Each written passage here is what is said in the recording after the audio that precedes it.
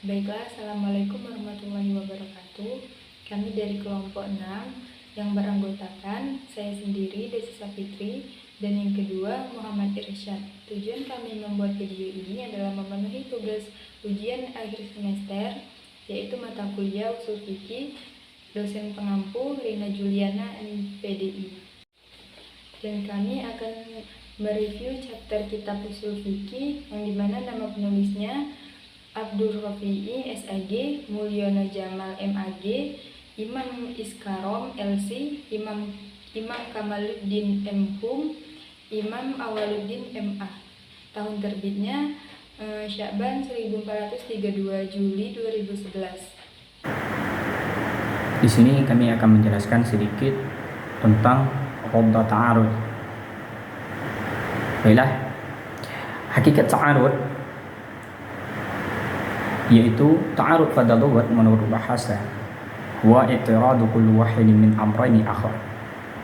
Ianya ta'arud tadi bertentangan salah satu daripada dua perkara yang lain. Yakni contohnya jika ada hukum yang datang terus ada hukum yang lain datang lagi dengan kekuatan yang sama, disinilah kita akan mencari kebenaran atau mencari mana yang harus kita pakai, mana yang harus kita tinggalkan. Itu ada menurut lughat. Sedangkan wa fil istilahin, dan pada istilah ulama usul, huwa ayyaqtadiya ahadud dalilaini mutasawiyaini hukman fi waqi'i hilaf ma yaqtadiyahu dalilul akhar biha. Ianya ta'arud, inti dari ulama usul tadi apa? Bahwa membantu atau mencari salah satu dua dalil yang sama hukumnya pada terjadi khilaf pada sesuatu yang membutuhkannya oleh dalil yang lain padanya. Itu yang saya sebutkan tadi. Datang ayat Al-Quran yang kekuatannya tadi sama dengan yang datang lewat ayat Al-Quran yang lain. Jadi dengan kekuatan yang sama gitu, hukumnya sama, kekuatannya bisa ditentukan, hukum keduanya bisa dipakai, tetapi bertentangan. Jadi maka perlulah ta'arud untuk mencari dalil yang lain memperkuatkan salah satu dari keduanya. Itulah hakikat ta'arud. Contohnya didatang dalam ayat Al-Quran salah satu dari keduanya bahwa menjadikan ihdah wafah tadi 40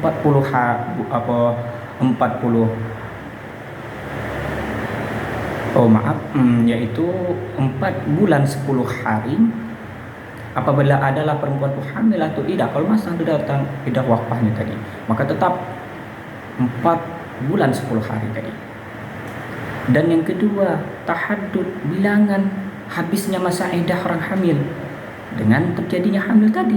Sama ada perempuan tuh berhenti, atau berhenti maksudnya adalah belum bercerai dengan suaminya atau sudah bercerai, tetap iddah yang dipakai adalah 4 bulan 10 hari.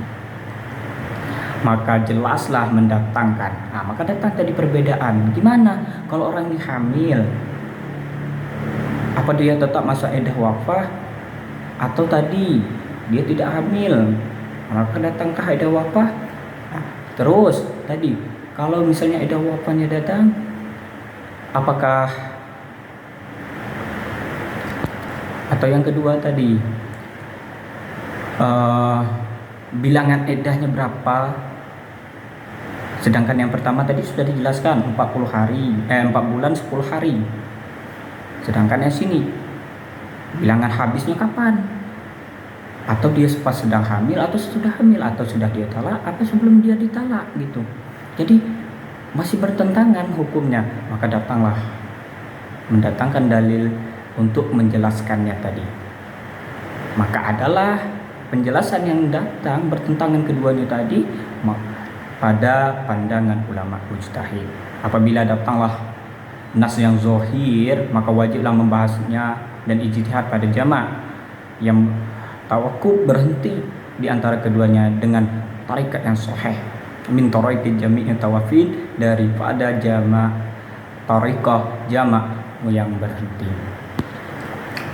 Maka jika tidak mungkin, katanya wajib bahasa ilmu ijtihad bi tarjih ahaduma bi tariqi tarjih, maka wajiblah boleh membahaskan ijtihad pada tarjih keduanya dengan tariqah tarjih.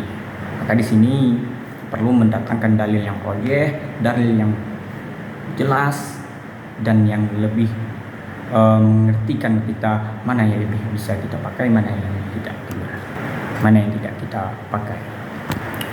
Maka telah membagilah oleh ulama akan roda ta'arud tadi 3 perkara. Yang pertama jamak, yang kedua tarjih, dan yang ketiga adalah nasakh. Yang pertama kita masuk itu adalah jamak. Jamak di antara 2 dalil yang bertentangan tadi, ianya sebagusnya adalah di atas umat mujtahid tadi bahwa mengikutilah oleh umat mujtahid tadi akan yang pertama. Kenapa? Karena kuatnya tadi, dan tidak ada keraguan dalam memakaikan 2 dalil. Yang pertama tadi salah satu 2 dalil yang pertama atau yang kedua, daripada mengabaikan salah satu keduanya, atau memakai salah satu keduanya atau mengabaikan keduanya.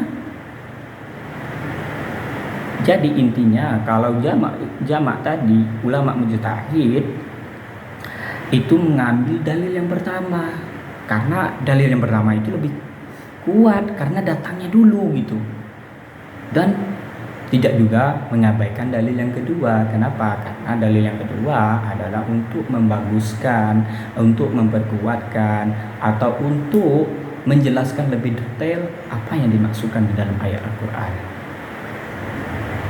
Maka disinilah itulah yang dinamakan dengan jamak. Desi Sapitri akan melanjutkan penjelasan dari saudara Irsyad, yaitu selanjutnya tentang nasakh. Adapun dalilnya waman qaulahu ta'ala hadza kitabuna yantiqu 'alaikum bil haqq inna kunna nastansikhu ma kuntum ta'maluna. Nasakh menurut bahasa yaitu menolak salah satu 2 perkara, yaitu menghilangkan dan memindahkan. Sebagian orang berkata telah menghapuslah oleh matahari akan bayangan, artinya yaitu menghilangkannya, karena bahwasanya sesungguhnya tidak hasillah oleh bayangan pada tempatnya yang lain, maka yakinlah bahwasanya memindah ia bayangan kepadanya, seperti perkataan mereka telah menghilanglah oleh seseorang akan bekas telapak kakinya. Artinya menghilangkannya, dan daripada yang kedua yaitu memindahkan sesuatu dan memindahkannya daripada satu keadaan kepada keadaan, atau daripada satu tempat kepada tempat yang lain.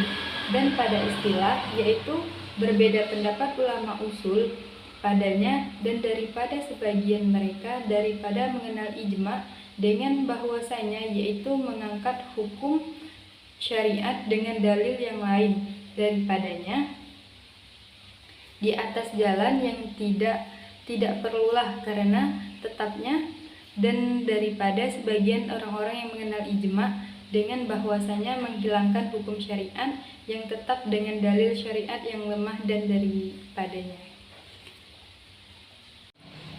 Selanjutnya adapun perbedaan nasakh dan takhsis, yaitu ada 5.